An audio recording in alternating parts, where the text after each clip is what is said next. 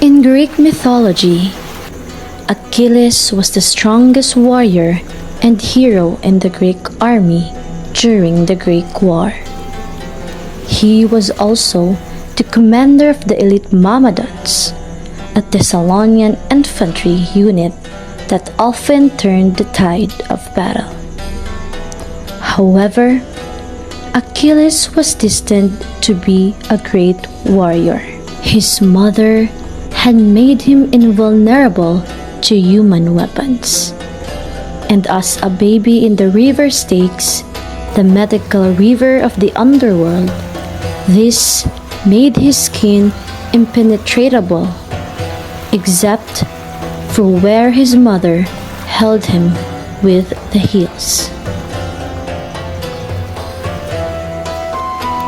Fearing that the upcoming War of Troy would put her son in unnecessary danger, Odysseus, knowing the Greeks could not possibly win the war without the Myrmidons, the commander set out to recruit Achilles into the Greek army. Thetis persuaded Achilles to go into hiding by disguising the young man as a handmaiden to the king of Achilles. However, upon reaching the skywars, Odysseus and his companion, the mighty Achilles, could not tell which of the handmaidens Achilles was. Odysseus therefore decided to come up with a scam to expose the great warrior. After a few days, the troops of Odysseus and Ajax were ordered to blow their war horns. This caused panic among the handmaidens. However, one of the handmaidens picked up a spear and started charging towards the sound of danger, knowing that his cover had been blown. Achilles discarded the outfit. Odysseus then convinced Achilles to join the war. Mother, I will join the war. But son, remember your weakness. I have no choice, mother.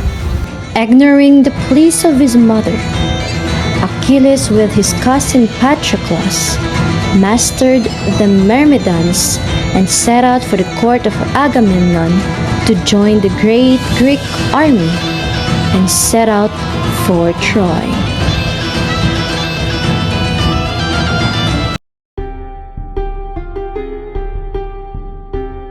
Penelope is certainly one of the most well-known worlds of beings in Greek mythology. Penelope was a beautiful princess, but all single men agree that she only cared about the beautiful Helen Sparta, who would later be known as Helen of Troy. Only one man recognized Penelope's true worth. His name was Odysseus, the king of Ithaca. You are so beautiful that I can take my eyes off you. Among all other men, you're the only one that truly recognizes my worth. Odysseus secured marriage to the sagacious Penelope. He had a son with Penelope named Telemachus. We will name him Telemachus. But when his own son was still a baby, Odysseus had to leave for Ithaca. Telemachus, I'm afraid you might get killed. I have to do this. I'll promise. I'll be back.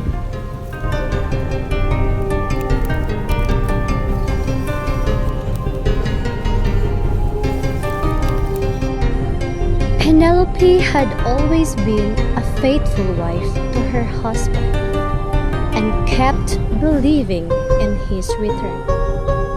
But she also knew that the throne of Ithaca could not be taken and that her son Telemachus was still too young to assume it. To have more time, she declared that she would choose her husband as soon as she finished weaving. The smart queen let her do her work during the day and ended it during the night. And with this trick, Penelope managed to deceive her suitors for 3 long years. But her trick was discovered, and from that day onward, the suitor settled at the palace and began to steal the wife of Odysseus. I will marry the man that can bend the bow and shoot an arrow at 12 accents. When Penelope had no way out, Odysseus returned to the sky as a beggar. But the Odysseus beggar was able to bend his bow in a perfect shot after his fits. Who are you? Odysseus revealed himself. Odysseus! You're back! As I promised. Penelope had waited for several long years for her husband, but at last her fidelity was rewarded, and Odysseus won Penelope's hand in marriage for the second time, and finally found himself back in the loving embrace he'd earned for so long.